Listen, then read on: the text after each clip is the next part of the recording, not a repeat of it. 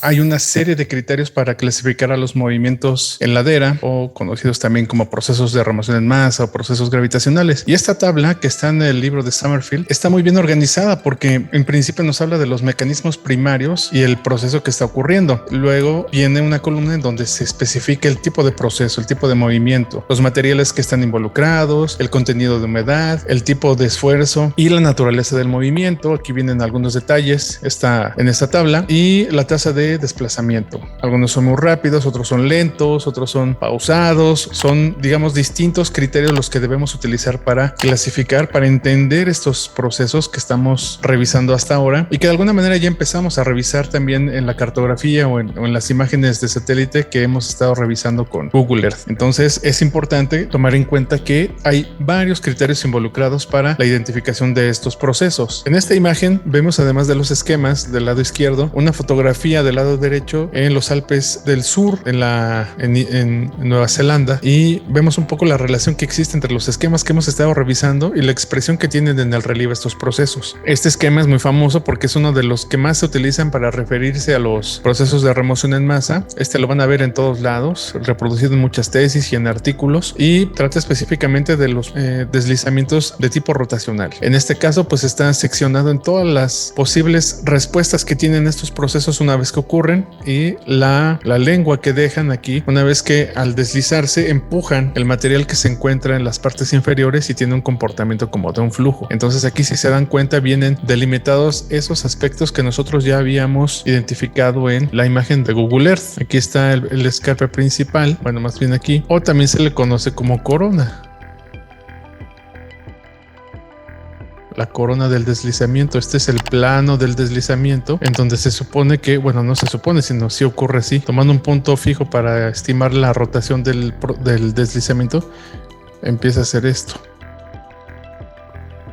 Y al momento de generar este empuje, va a desplazar los materiales que se encuentran en la parte inferior de la ladera. Si nosotros nos posicionamos en la parte cercana al escarpe principal, que muchas veces está cerca de parteaguas, como lo vimos en la imagen anterior de Google Earth, lo que vamos a ver es que hay un asentamiento de esta superficie, un asentamiento casi en la vertical, aunque también tiene un giro, también tiene un giro, y es muy probable que se encuentre a veces en contrapendiente. En esta parte se encuentra explicado con ecuaciones lo que ocurre en un proceso del tipo rotacional. Esto pues no se va a encontrar muy a menudo en artículos de geomorfología, a menos que se meta uno a hacer modelos ya de este tipo, pero es también una parte a la que uno puede dirigirse en los estudios de estos procesos. En la parte izquierda vemos otros bloques que hablan sobre estos otros procesos de los cuales se tiene el registro y la expresión que tienen en el relieve. Aquí tenemos un caso particular que es la caída de rocas, y la caída de rocas es muy interesante porque es súbito, es un proceso súbito, es un proceso, es decir, muy rápido, y al que hay que ponerle mucha atención porque esto fue lo que ocurrió en el Cerro del Chiquihuite. Esto no tiene nada que ver con lo que estamos viendo aquí en la imagen. Otro aspecto que es importante considerar es el lugar en donde ocurren estos procesos, y en esta segmentación de laderas, o de 9 posibles combinaciones de ladera, que también es un esquema muy famoso de Dalrymple, nos señala, entre otras cosas, además de las posiciones y los nombres de las laderas, nos indican las características de la pendiente y los procesos que están ocurriendo ahí. Entonces yo en la clase en donde vimos los mapas y donde estuvimos haciendo el trazo de los parteaguas y de las corrientes fluviales, yo explicaba también que, por ejemplo, aquí en la parte más elevada es el interfluvio, en donde se colecta el agua y se empieza a distribuir. Claro, recordemos que hay posibilidades de que haya infiltración en el subsuelo y que esa saturación también implique que haya un flujo, pero aquí no sabemos cómo es ese flujo subsuperficial del agua. Puede ser vertical, puede ser lateral, depende de las condiciones de estratigrafía y de las rocas que estén ahí. Después hay una parte que es convexa, una parte rectilínea. Digamos, son posibilidades, no es que sea estrictamente así o que forzosamente tengamos que encontrarlas, pero de lo que sí podemos estar seguros es que cuando tengamos pendientes de estas magnitudes, los procesos que van a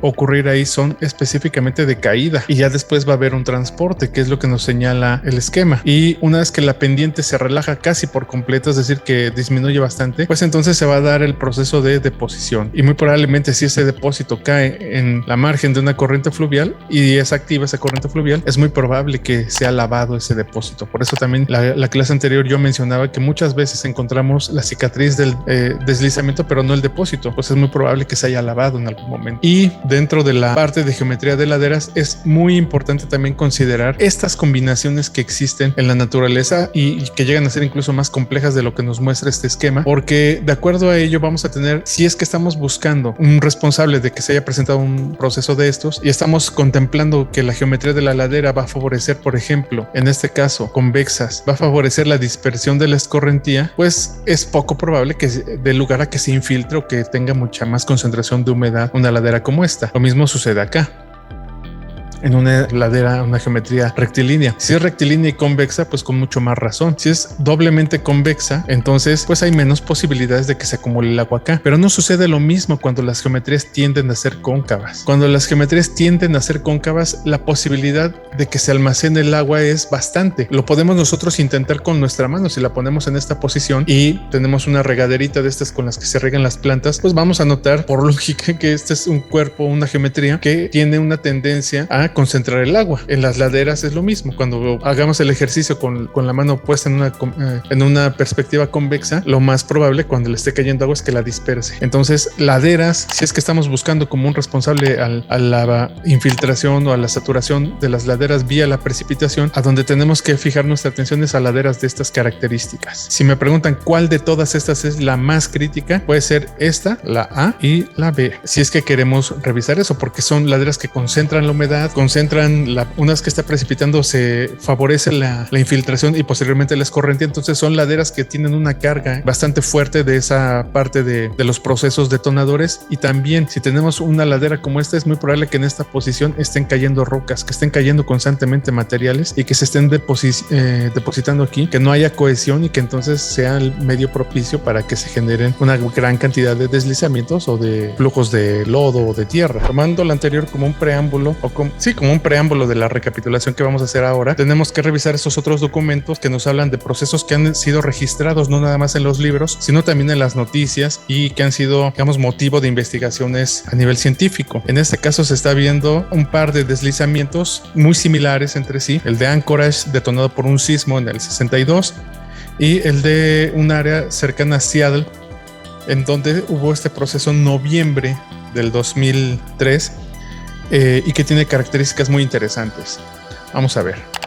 Tenemos aquí la cicatriz de desprendimiento, la corona o el escarpe principal y después los márgenes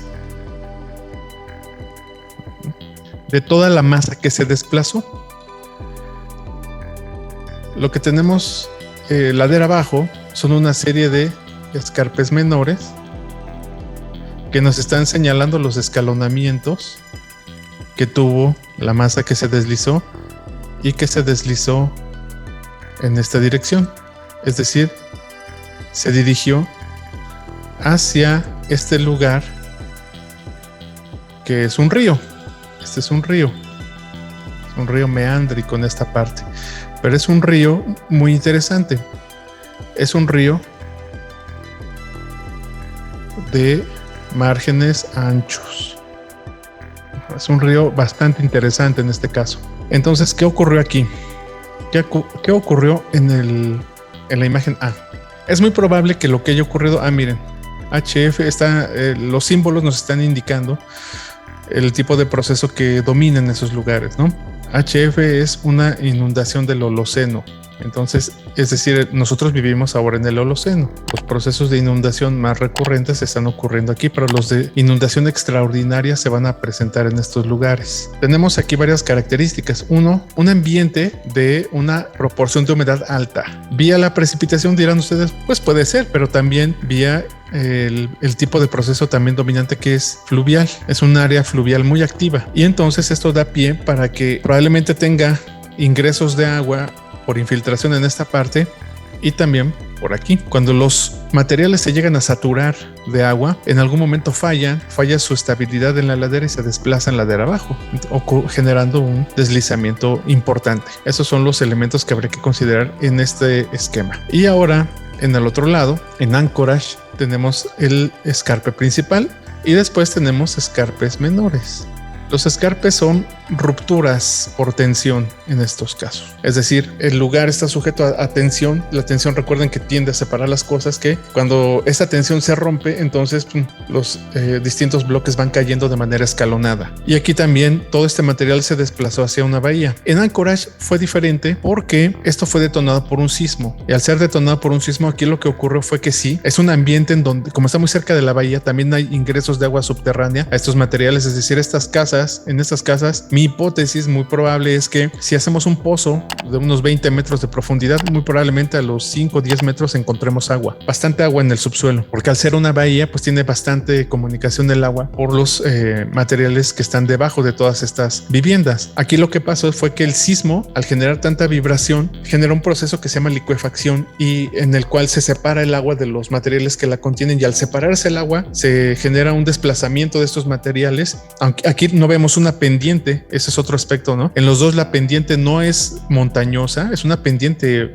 baja, muy horizontal, por decirlo así, y no se esperaban que ocurrieran estos procesos, por lo menos en Anchorage. Entonces, después del sismo, gran parte de estos materiales se dirigen hacia la bahía porque el agua fue expulsada por el proceso de licuefacción. Entonces, aquí tenemos estos grandes procesos detonados por otros, a su vez, de manera pues colateral, ¿no? Hay que ponerle mucha atención a eso también, porque cuando hay un sismo no es nada más ahí se van a generar fracturas, ¿no? Se generan muchos otros procesos que a veces no son reportados o no son identificados en una primera instancia. Nuevamente, los desplomes, los asentamientos, sobre todo los asentamientos, porque el desplome se puede prestar a, digamos, si ustedes utilizan esta palabra desplome para un ingeniero civil o para un arquitecto, implica que va a perder su verticalidad en un porcentaje, ¿no? Un edificio debe estar así, va a quedar desplomado. Por eso yo insisto en que utilicen estos libros en inglés, porque en inglés están usando los términos correctos. En español pasa algo muy interesante, no los traducen los especialistas, es decir, muy pocos geomorfólogos o geógrafos o geólogos traducen este tipo de libros. Generalmente los traduce gente de otras disciplinas, ¿no? De letras o de algunas de estas carreras que, como no son especialistas, utilizan un concepto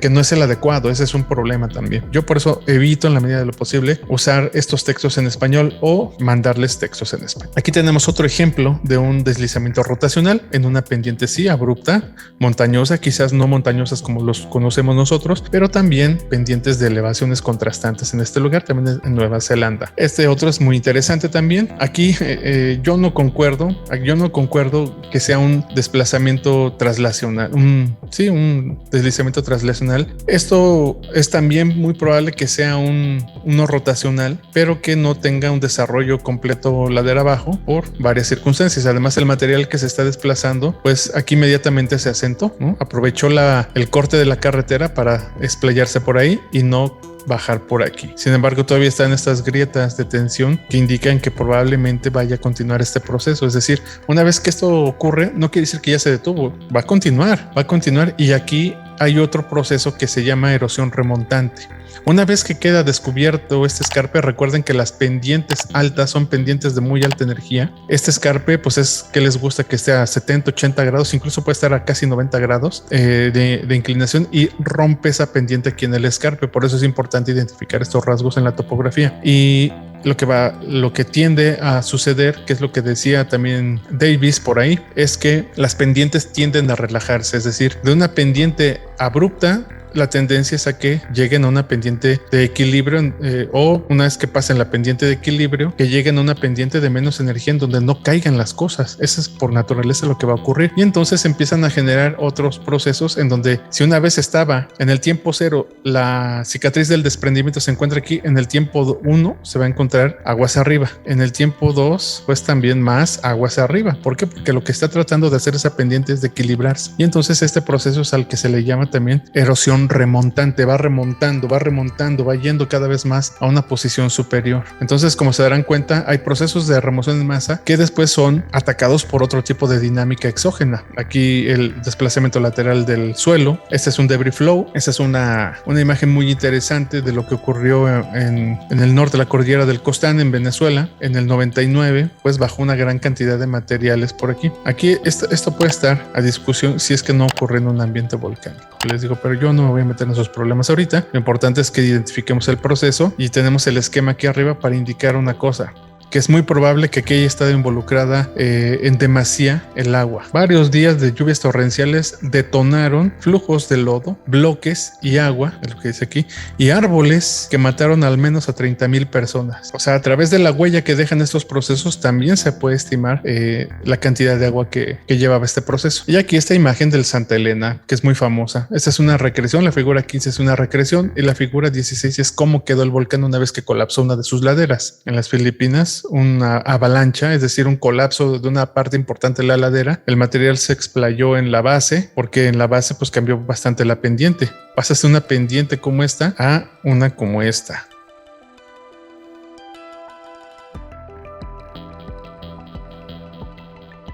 ¿Qué les gusta que tenga aquí? 30 grados. Es muy interesante estar evaluando esto. Claro, es una perspectiva oblicua, está sesgada, pero pues da la pauta para que uno haga más investigación. Se puede uno bajar las curvas de nivel de cada uno de estos lugares. Lo que más le sorprende al estudiante, y lo digo porque a mí me pasaba, es que estos procesos masivos ocurran en pendientes bastante relajadas, en pendientes bastante bajas. Entonces, la pregunta aquí es, si estamos viendo que los procesos gravitacionales ocurren preferentemente en laderas montañosas, ¿por qué estamos viendo algo que no está ocurriendo en una ladera montañosa? Esto como que no queda a veces muy claro, y la respuesta es muy sencilla. No es nada más un criterio el que va a indicarnos por qué ocurrió este proceso. Si nosotros única y exclusivamente queremos explicar todo a partir de la pendiente o a partir del material o a partir de las rocas o a partir de la presencia o ausencia de agua, nos vamos a perder muy fácilmente. Y lo mismo para todos los temas. Aquí lo que tenemos que traer siempre es la gran cantidad de criterios que nosotros sabemos que operan en estos procesos, y en algún momento uno pesará más que los demás. En este caso, en la figura 20, un criterio que descartamos casi de inmediato, que como los de mayor peso, es la pendiente, porque tenemos aquí una pendiente bastante relajada. Otro aspecto que quizás ocupe el lugar de este primer factor que detonó este proceso, entonces son los materiales y la cantidad de agua, porque tenemos inmediatamente aquí un río que está alimentando por el subsuelo el manto freático, y que eso también haya detonado que la saturación del agua haya propiciado que se desplazaran estos materiales que estaban en un estado de crítico de tensión o de reposo. Los procesos tienen más de una posible explicación, o la explicación se da con más de un criterio. Los esquemas de este tipo, los diagramas de bloques, son buenísimos porque son un resumen de todo lo que hemos estado viendo. Cuando nosotros hacemos cartografía de estos procesos y la montamos sobre un modelo tridimensional y lo levantamos, pues quedan mucho más claros los procesos cartografiados y el área de influencia que estos tienen. En esta imagen lo importante es que se categorizaron de dos maneras estos lugares y estos materiales. Se categorizaron de una forma que nosotros podamos identificar con un color rojo y un color naranja aquellos que están operando con mayor presencia. Entonces, ¿qué podemos decir de todo esto? Que son procesos muy comunes, más de lo que uno pensaría, que siempre van a estar presentes ahí, que forman parte de nuestro ambiente, que forman parte de nuestro espacio vital, y que lo importante es también conocer estos procesos y nuestro espacio vital, en dónde vivimos, cómo vivimos. O sea, si no podemos cambiar esas situaciones, sí podemos conocer más nuestro entorno y volvernos también observadores del paisaje y del relieve. Esa es una de las enseñanzas que podrá quedar de este tema, entre otras tantas, ¿no? Entonces, hasta aquí llegamos y esto sería todo por este tema. Hay que leer más, hay que profundizar más.